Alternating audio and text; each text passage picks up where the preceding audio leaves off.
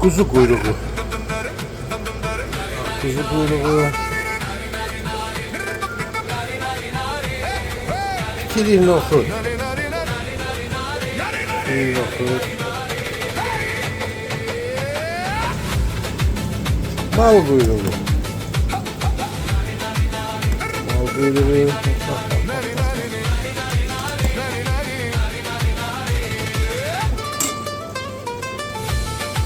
Kartoşka soyutma. Rengine bak, rengine bak, rengine bak. Kartoşka soyutmanın rengine bak, güzelliğine bak. Piti. Şəkil pitisi. Zəfəranlı, şabalıqlı, cavalıqlı da öz yerində. Süper, süper. Mal soğuzu. Bol biberli, kartoşkalı, sümüksüz tikələr malasında. Belə qayıda mal soğuzu.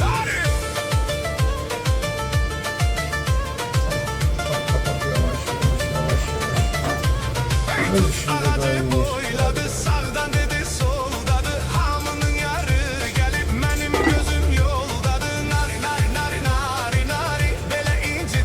Kuzu soyutma. Soyutma deyirlər buna, bığlama deyirlər buna, nə deyirlərsə, bax. Belə ki, ətləri herhangi formada 300 qramla belə tikmişik ki, porsiya dağılmasın. Kiminsə payına çox, kiminsə payına az düşməsin. Hamıya eyni qayı düşsün. Baxın, buna. Görürsən. Bu da kuyruğu var üstünde. Bəh diye bəh. Gel diye krentine. Krentin gözlüğü yolunda.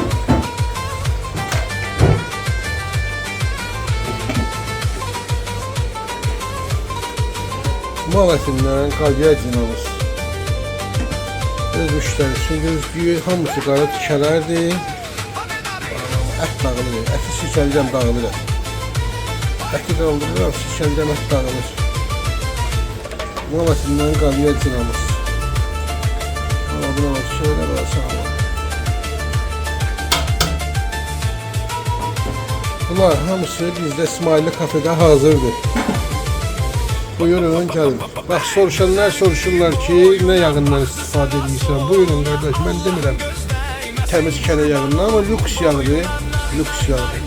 Belarusya yağıdır. Bax, belə yağdır.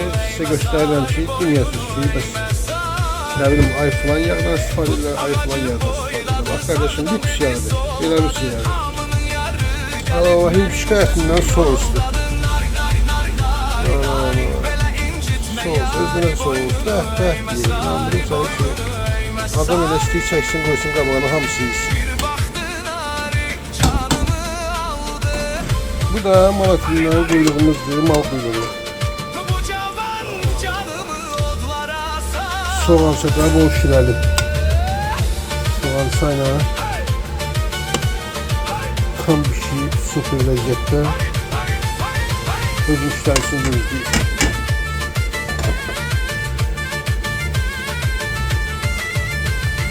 Bu mal quyruğunun biri var, burada bir şey. Bu da mal quyruğudur. Bunu bir daha göstərim. Bayaq göstərmişdim. Bir daha göstərim.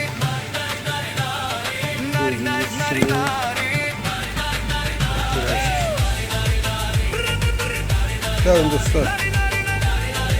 Bax dolğamıza bax, sağlam. Bunun gözəlliyinə bax, dolğalara bax. Təmiz kənd qatığından, kənd göylərindən, yəni dərmansız göylərlə pişirdiyimiz dolğalardandır.